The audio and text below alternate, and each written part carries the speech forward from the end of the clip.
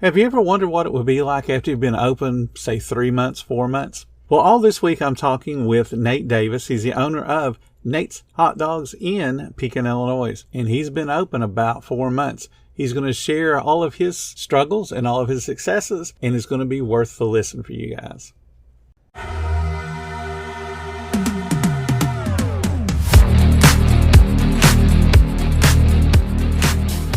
Welcome to the 10-Minute Food Truck Training Podcast. My name is Bill Moore. I am a food truck business coach, author of 5 food truck vending books, including Food Truck 101 and Food Truck 201. This podcast is all about helping you start and grow your food truck business. I was never really a runner. The way I see running is a gift, especially when you have stage 4 cancer. I'm Anne. I'm running the Boston Marathon, presented by Bank of America. I run for Dana-Farber Cancer Institute to give people like me a chance to thrive in life, even with cancer. Join Bank of America in helping Anne's cause. Give if you can at BofA.com/supportAnne. What would you like the power to do? References to charitable organizations is not an endorsement by Bank of America Corporation. Copyright 2025. My name's Nathan Davis. I own Nate Dogs, Chili Dogs, food truck, and I'm located in Pekin, Illinois, which is about 10 minutes south of Peoria, Illinois. So what's the population there? Just kind of let people kind of judge the size. About 31,000 people in Pekin. I'm unsure about Peoria. But So it's like a mid-sized city-ish. Yeah. Yeah. Most people tend to start in a city like that. Of course, there's bigger cities as well, but there are a whole bunch of people that start in small towns just like that. And actually, compared to where I live, that's a huge town. see, my lot, I'm trying to develop into a food truck court to invite other food trucks and possibly get a fleet of food trucks myself to possibly operate. And, just do one item per truck and just put it down there on the lot. And that's what I want to do eventually, So Well, let's start there. Describe the lot that you currently have and the area that your lot's located in. the lot I have is an abandoned gas station with all the tanks out of the ground. The building's still there, and the canopy where the gas pumps were under is still there. I received a no further remediation letter from the health department before I bought the property. The median household income around my property is right around $25,000 a year. The road that I'm on is called Derby Street, and that sees about 10,000 cars every single day. There's a couple bus stops a couple blocks away.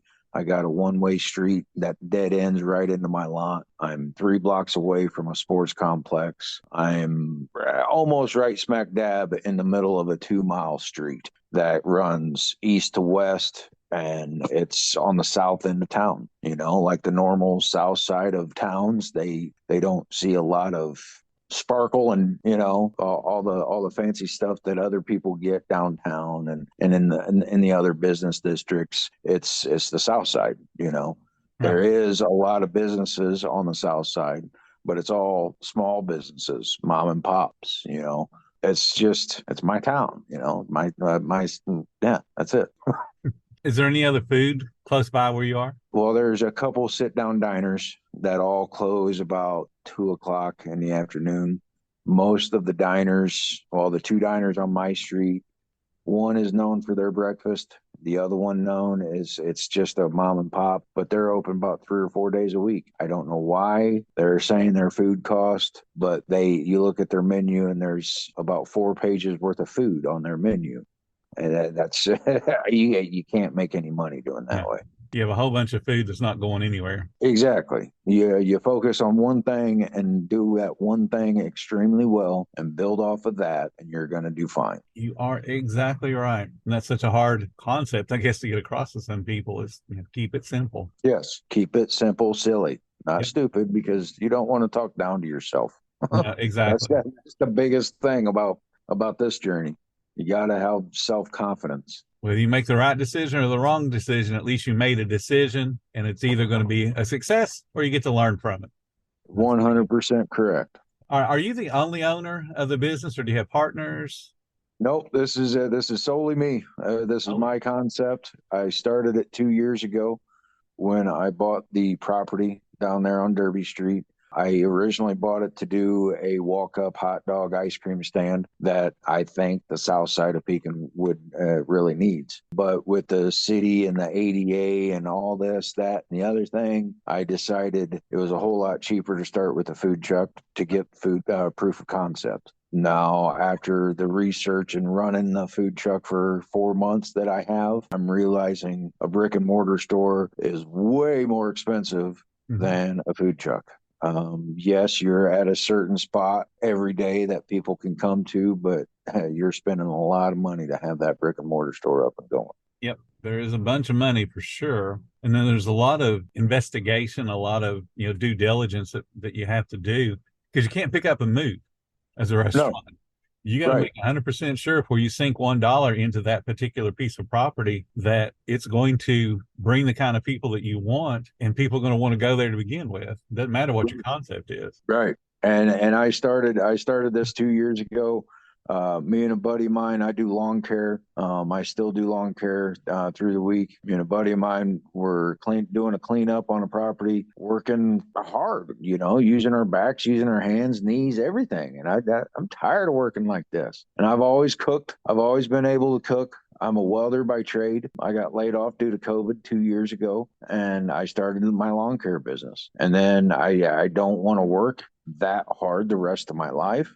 And if I can cook and make people smile, that means more to me. If I make $1 million, if I can cook and let people smile and taste my food, that would be great. That's the one thing that I really enjoy about the business, that immediate validation of your idea and of your food. When you see somebody take that bite and you can tell they really enjoy it, they don't even have to say anything. Right. You just know they love it. And if you see them come back tomorrow, right, there's no better feeling. Right. I have people that come by and get a 6-pack every single day that I'm open. Friday, Saturday, Sunday, every single weekend. I have a couple customers that come in and get $20. They're hot dogs. It's hot dogs, but you do it good. And there's nobody else around. There's Sonic in town, and there's other couple ice cream stands around, but everything's out of a can. Everything's out of a bag. Mm-hmm. Mine's not. My chili is fresh made. My cheese is scratch made every single day. You can't expect to open up a can and sell it out of your food truck and have it be good, in my eyes. You're right. You're exactly right. If you're going to open up a can, at least at the very minimum, put in some of your own seasonings and other things to kind of change it up from the can flavor, because people will recognize that as soon as they bite into it, and their thought will be, well, I could have made this at home for way less than I spent here. So I was like you. When I did the hot dog cart, I made my own chili, I made my own coleslaw. I didn't do my own cheese now. I did do already grated cheese, and then I used a really good hot dog. I was always a fan of Nathan's. Yep. So what kind of hot dog do you use? I'm using an all beef hot dog from a local butcher shop. I tried to stress keeping everything local. Keep everything local. Try to keep everything local. That's just if you want local support, you got to support the local businesses. Absolutely. So turnaround's fair play. Exactly. That's a good point. Turnaround is fair play. So with the menu, you have the hot dogs. So kind of run us through the different variations that you carry. Well, my menu, the first one is an actual, it's a chili dog, just the old fashioned chili dog, coney dog, people call them, right. But it's not just the meat sauce. You have a chili flavor to it. So you got that chili bite, and you got the cumin in it, and it's kind of got a little secret ingredient kick to it that keeps people coming back. But that's it just comes with mustard and onion. Chili, mustard, and onion on a flat top dog. No dirty water dogs. It's all flat top. Then the second one is called the Sam dog. That is named after my daughter, my kid, and she likes the plain dog. You tell me the condiments. Ketchup, relish, mustard, onion. And that comes standard on the Sam dog.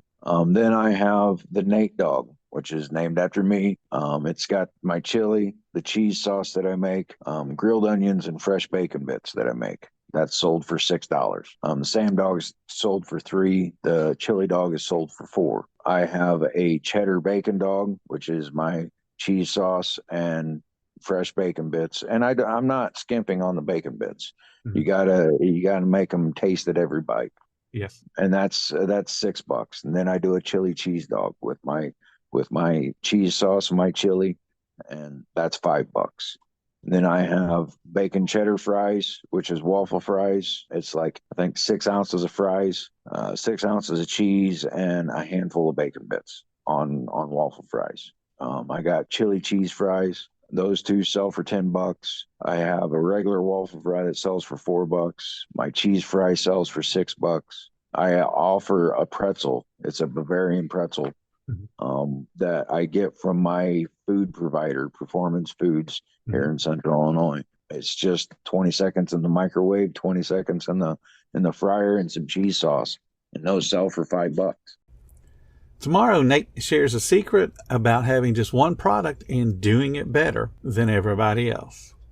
Thank you so much for listening to the 10-Minute Food Truck Training Podcast. If you're finding all the information helpful to your food truck business, please become a monthly supporter of the podcast. Just hit the support button or follow the link in the description. Every little bit does help keep us going.